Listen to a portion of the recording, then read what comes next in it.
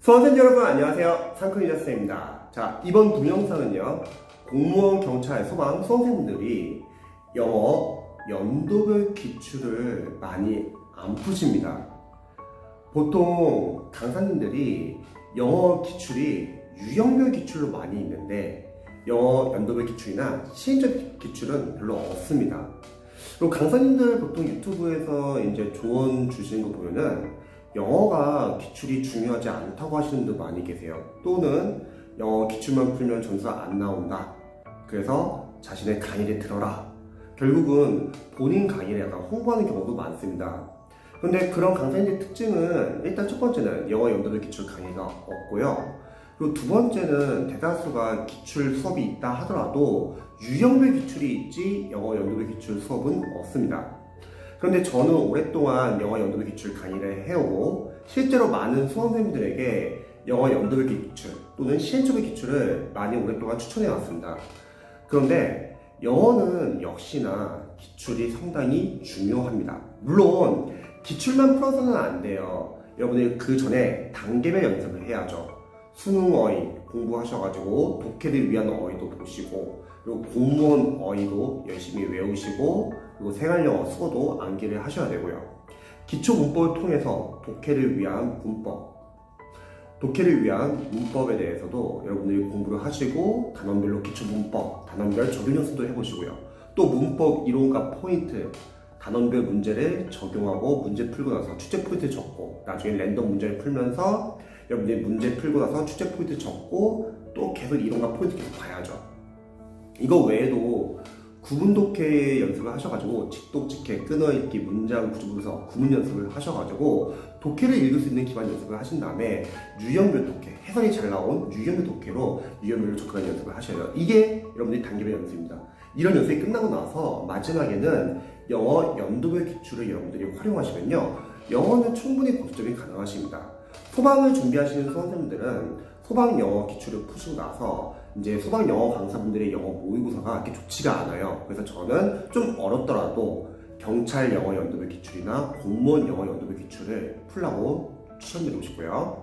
경찰 수험생들은 이미 2018년도 이후부터 경찰 영어가 공무원 영어만큼 많이 어려워졌기 때문에 경찰 영어 연도별 기출을 풀고 나서 그 후에는 공무원 영어 연도별 기출을 푸시기 바랍니다. 마찬가지로 경찰 영어 강사분들의 모의고사가 그렇게 좋지가 않아요. 그거 다 짜집기 문제고요. 그래서 그냥 차라리 공무원 영어 연도별 기출을 풀면 됩니다. 그리고 공무원 수험생들은 처음에 단계별 연습이 끝나고 나서는 경찰 영어 연도별 기출을 푸세요. 저희는 경찰 수험생 아닌데 경찰 영어 풀어도 되냐? 경찰 영어 기출을 추천하는 이유는 두 가지입니다.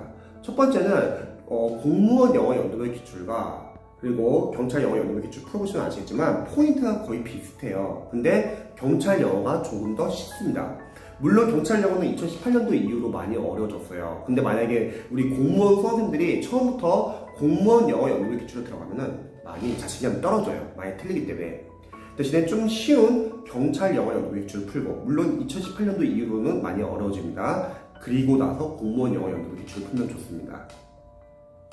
공무원 영어 연도별 기출이 2020년부터 2010년도까지 거의 한 120회에서 130회 이상이 돼요. 하루에 한 시간 풀어도 거의 한 4개월 이상입니다.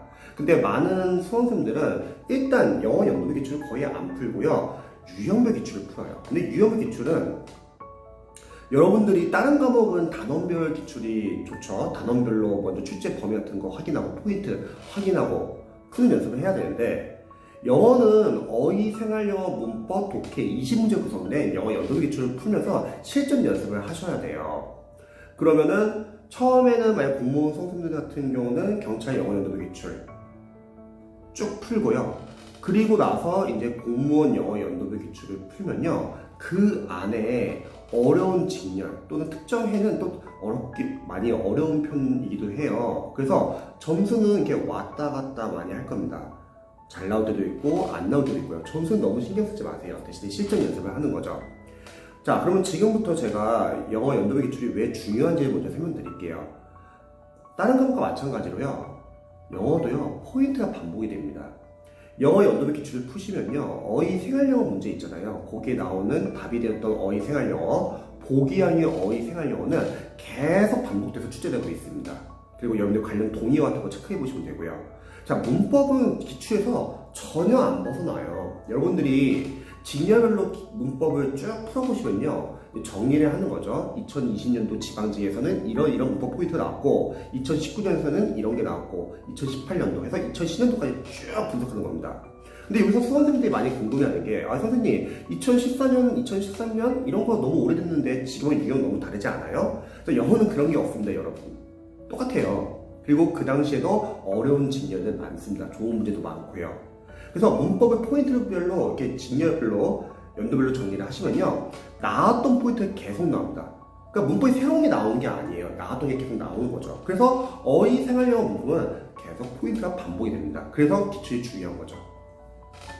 다음에 영어 기출 중요하지 않다고 말하시는 선생님들 말 들어보면은 영어 기출 독해 똑같이 안 나오지 않냐 이런 말을 많이 하세요. 당연히 똑같이 안 나오죠. 하지만 유형별로 접근하는 방법은 같고요.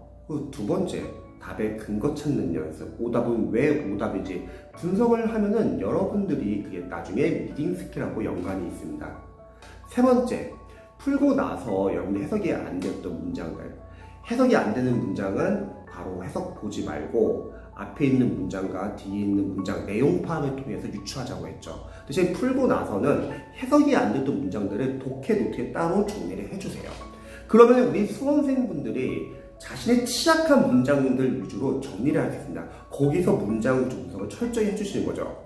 가끔씩 독해를 하다 보면 우리 수험생들이 이런 경우가 있어요. 첫 번째, 해석이 안 되는 경우. 두 번째, 해석은 했는데 내용 파악이 안 되는 경우. 세 번째, 머리가 갑자기 그냥 하얘지는 경우. 자, 이건 어떠한 경우냐면요, 여러분이 평상시 약한 문장 구조가 있었는데 그걸 체크를 하지 못했습니다. 근데 실전 시험장 가서 5과목 빠르게 풀다 보니까 정신이 없어요. 그런데 자신이 취약한 문장 구조가 가장 탁 나온 거예요. 당한 거죠.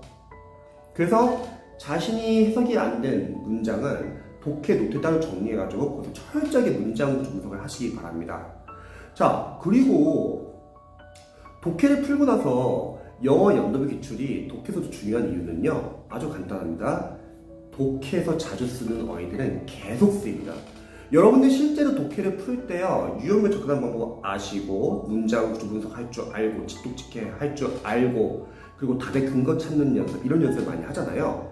그리고 문장 구조 분석도 독해 노트로 많이 만들어가지고 계속 꾸준하게 연습하시면 남은 거는 솔직하게 이제 어휘 싸움이에요. 독해에서 자주 쓰이는 어휘.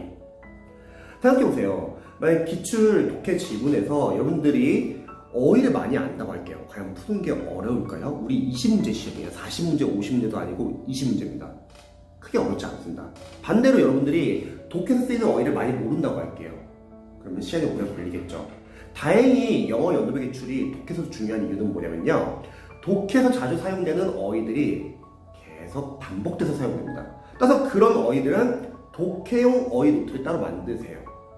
따로 정리를 하는 거죠. 그거 외에도 어휘랑 생활영어에서 나왔던 어휘, 생활영어, 보기에 나왔던 어휘, 생활영어도 마찬가지입니다. 모르는 건 싹 다 정리하세요. 그래서 독해용 어휘 노트를 정리하시기 바랍니다. 그러면 나왔던 단어들이 계속 나옵니다. 대신 이 독해용 어휘 노트는요, 여러분들 암기는 하지 마세요. 암기는 본인이 가지고 있는 어휘 교재를 집중적으로 보시고요. 이런 독해용 어휘 노트는 여러분들이 자투리 시간을 이용해서 눈으로 자주 보시기 바랍니다. 자투리 시간, 쉬는 시간, 점심시간, 저녁시간, 집에 때 버스 안이나 전철 안에서 잠자기 전에 또는 시간이 없으면요, 타놓고 공부하기 전에도 계속 보세요. 그러면 본인이 보고 있는 어휘 교재와도 겹치는 단어들이 많을 거예요. 그럼 복습 효과가 있다는 거고요. 본인이 보고 있는 어휘 교재는 없는데 독해용 어휘 노트에 있는 단어도 있을 거예요. 그러면 본인이 보고 있는 어휘 교재에서 부족한 부분을 보완할 수 있죠. 이렇게 영어 연도별 기출을 풀면요, 직렬마다, 연도마다 난이도가 다 달라요. 점수가 잘 나올 때도 있고 안 나올 때도 있습니다. 괜찮습니다. 여러분이 기출을 푼다는 건요, 단순히 문제 맞추는 게 중요한 게 아니에요. 리뷰, 분석을 해가지고 나의 약점을 체크하고 자신의 실력으로 그걸 만드는 것이죠. 그래서 여러분들이 영어도 공무원, 경찰, 소방 영어도 기출이 상당히 중요합니다. 기출이 중요하지 않다고 말하는 선생님들의 공통점이 있어요. 기출은 중요하지 않다고 하는데 결국 뒤에서는 자신들의 강의나 교재를 계속 팔라고 인간을 막 보게끔 합니다. 그건 상술이죠, 여러분. 다른 과목도 기출이 중요하잖아요. 영어 강사로서는 영어도 마찬가지로 기출이 중요합니다. 그래서 우리 수험생들이 대신 기출을 먼저 들어가면 안 돼요. 다른 과목은 암기 과목이라서 기출을 일찍 들어가도 상관없지만 영어는 단계별로 먼저 연습을 하시고요. 이런 단계별 연습이 끝나신 분들은 영어 연도별 기출을 푸시기 바랍니다. 영어 연도별 기출이 양이 상당히 많습니다. 그리고 기출까지 다 푸셨어요. 그리고 시간이 남아요. 그때는 동형모의사를 풀어도 돼요. 근데 솔직하게 동형모의사 안 풀고요. 기출만 제대로 활용하셔도 여러분들은 영어 충분히 9점이 가능하십니다.